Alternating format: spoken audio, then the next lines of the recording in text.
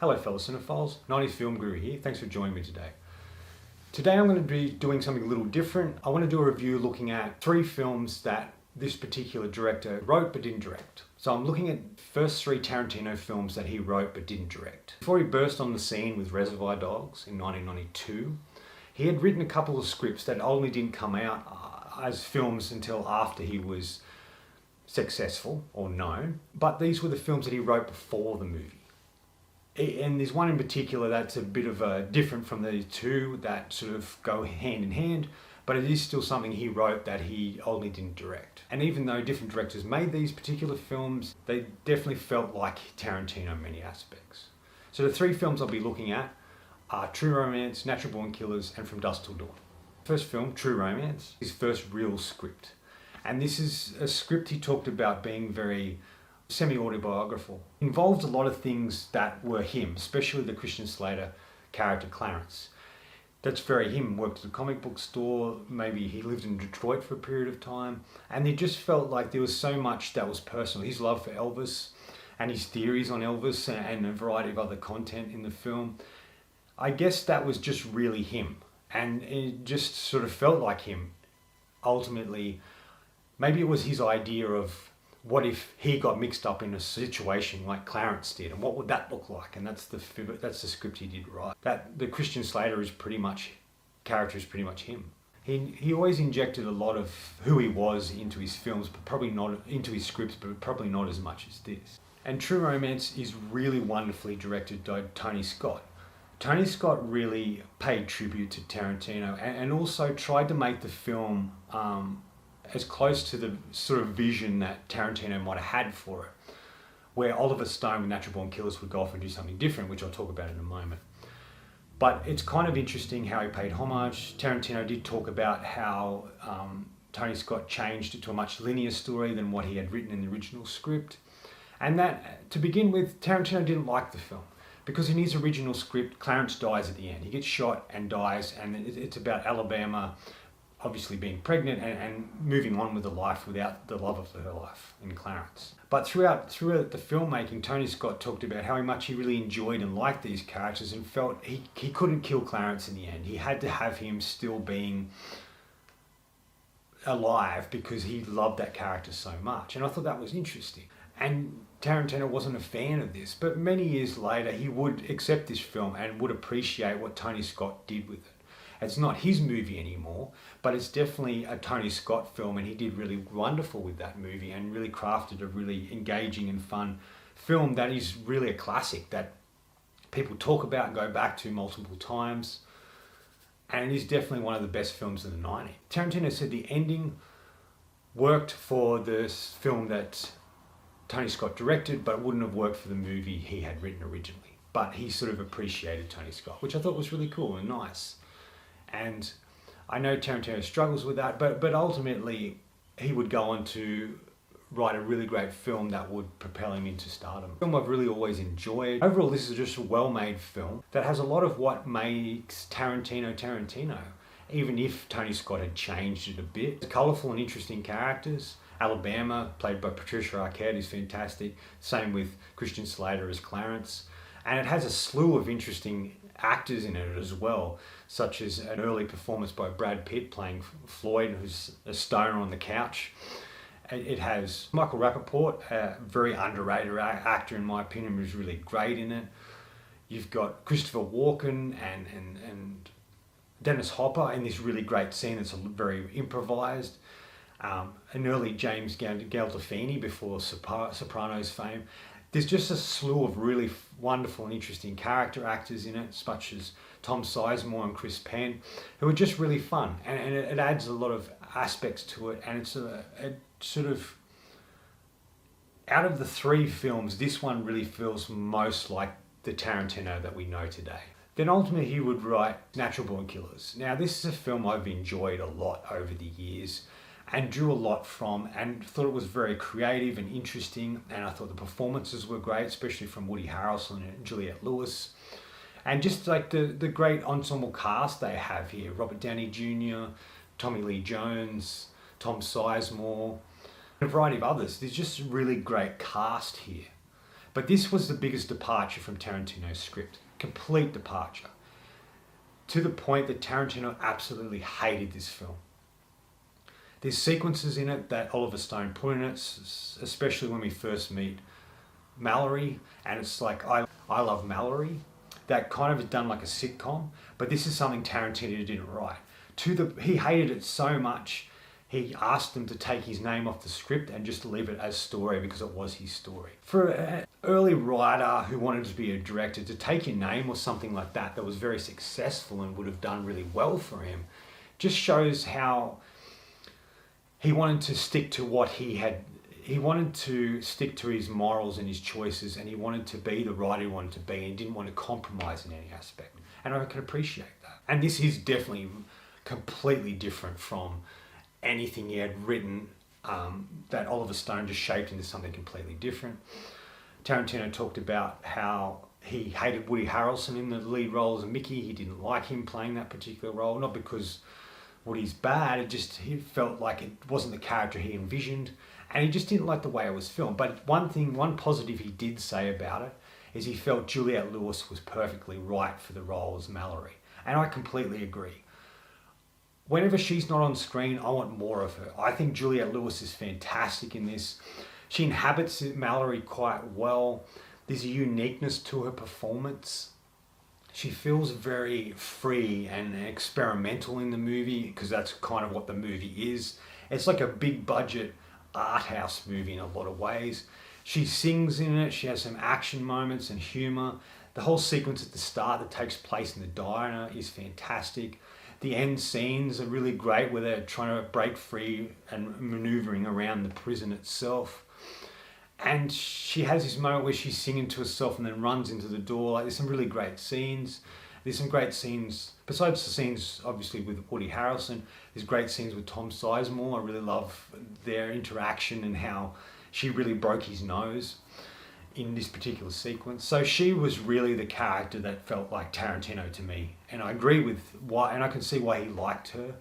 I'm not going to get into too much detail in regards to Natural Born Killers, as I want to do a separate review and really talk about that film and the impact of it.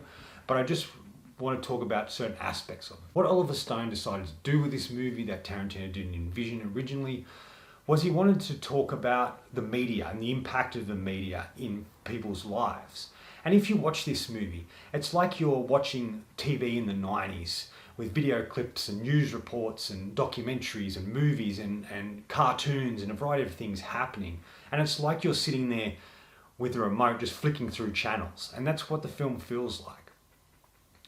It just really is talking about the media, and the way we learn about Mickey and Mallory is through the media itself, especially with Robert Downey Jr.'s character. He sort of explains who they are. And that was kind of different. It was like it's kind of like watching an acid trip in a lot of ways unfold. And that's what Oliver Stone decided to do with it and brought to it. And I can see why that would upset Tarantino, as it wasn't his original vision. But Tarantino and Oliver Stone sort of made up a little bit, to the point that Oliver Stone allowed him to take back the script, and Tarantino released it in book form as he originally intended to look and be.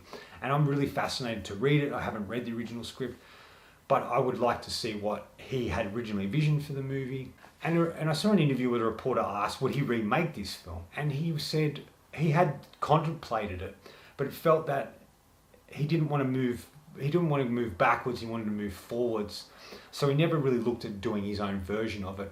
But people could see that version through this particular script that he released. The film is a very wild movie, and definitely isn't in the style that Tarantino would deliver usually. And in the end, it was an interesting experiment. It's a film I do really like, and there are things that I drew from it this time and really looked at it, but like I said, I'll go into a bit more detail with its own review. And the third film that he wrote, that I don't think he really had any intention of directing, so it's very different from the other two. What I see in both Natural Born Killers and True Romance is it's really about romance. There's this real love story at the center of both of those films. And it is something that Tarantino really wouldn't look at again at all in his films. The only time you saw a bit of it was in Django Unchained, but it was like He was really writing these romantic films that were disguised as action movies, or serial killer movies, or whatever you want to say. And I think that's very interesting, and I'm kind of surprised he never returned to doing a romance like that. But maybe he felt like they were his past and he was moving forward. He's a genre filmmaker, and he wanted to make different films to the original films that he wasn't able to direct. Maybe that's the thing, I don't know. But these films are very different to all these other films in the contents, in that there's a love story at the heart of it. Now, the last film he wrote before he made Reservoir Dogs and became really successful was From Dusk Till Dawn. Now, this film is very different from the other two, as I felt like he never really wanted to direct this one. It was some idea he had, that he had a script that he put away, that he'd written years ago, that sort of looked at the Gecko brothers and looked at this whole twist halfway through to make a vampire film. And it just feels very different. Now, the way that this came about to be made ultimately was Quentin Tarantino and Robert Rodriguez met each other in 1992 at the Toronto Film Festival. Obviously, Tarantino was there for Reservoir Dogs, and Robert Rodriguez was there for El Mariachi, which was the first film he did that he kind of remade and did a slight sequel with Desperado. And while there, they became instant friends and talked about working together. Tarantino did appear in Rodriguez's next film, Desperado, in one particular scene. But I think Rodriguez really wanted to work with Tarantino in a real more collaborative aspect. So ultimately Tarantino pulled out this script that he'd written a long time ago and sort of showed it to Rodriguez. And Rodriguez really liked the material and really wanted to do something with it. So that's how it sort of came about. Tarantino finished the script, and it was really about Rodriguez doing justice to this film, to the point there are particular scenes and the overall film is shot in a particular style that matches Tarantino's. And I thought that was really great, paying tribute to his friend and also collaborator. And also what was different about the other two films is Tarantino appeared in this one, played one of the main characters, one of the co-leads next to George Clooney, and this would be a star-making film for Clooney. And he just ultimately provided the film with his script and an acting performance that's quite solid. I just think it's very interesting how these two work together and the way they collaborated in a really wonderful way that we wouldn't see them do again until they did Grindhouse with Death Proof and Planet Terror. But this was a great introduction to these two great filmmakers working together for the first time. And like I said, this came out long after Reservoir Dogs, but you could really tell it was something that felt like Tarantino, especially with the Gecko brothers. They really feel like characters that would be in his movies, and them breaking out of prison, and it kind of had a little bit of natural born killers aspect to it, with these two killers escaping and on the run and only killing people along the way, like Mickey and Mallory did in Natural Born Killers. And that felt like Tarantino. But when we got to the vampire story, that was a real detour for him. He'd never really done horror before, but it kind of worked. It kind of felt like him because he still had interesting characters, just them interesting characters being thrown into a vampire story, which I thought was really interesting. Definitely has one of the most shocking twists, as I think when it was released, people didn't realize it was going to do that. And then it turned from this action heist film into this vampire film, and it sort of throws you a bit, but it's definitely a wild film, and you can tell Tarantino had a lot of fun writing this film and also acting in the movie. The film also had a documentary called Full Tilt Boogie, which is a documentary about the making of this movie, which is really great. You get to see the relationship between Tarantino and Rodriguez and their friendship.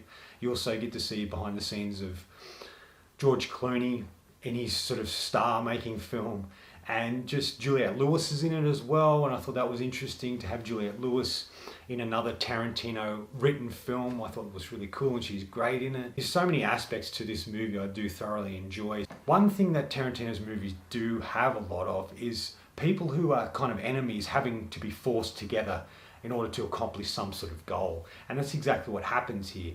You have Clooney's character, one of the Gecko brothers, who's very kind of a bad guy. Not a bad guy you hate, you kind of like him, but he's a bad guy, and the way he sort of holds Harvey Keitel's family hostage in order to get across the border to this particular place. But in the end, they have to work together because they find themselves in a situation that they can't sort of get out of, and they have to band together. And that feels like Tarantino, where he has interesting characters that have to form together to accomplish something. In the end, this is a very highly entertaining film, and it's definitely something different for Tarantino, and I do recommend it if you haven't seen this particular film.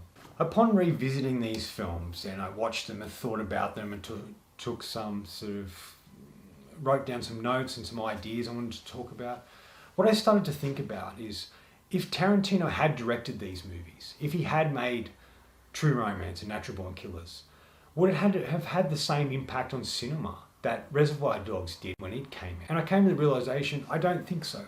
I don't think Tarantino would have been as successful or would have been as noticed with these first two films. Not that they're bad, they're great films, they have great aspects to them and his characters and a lot of his signature things. But I just felt like if he had done them, people would have maybe seen him just as this actiony sort of entertainment director. Where I felt with Reservoir Dogs, there was a lot more heart and depth to it. It redefined the heist pictures. You didn't see the heist, you only saw the after effects.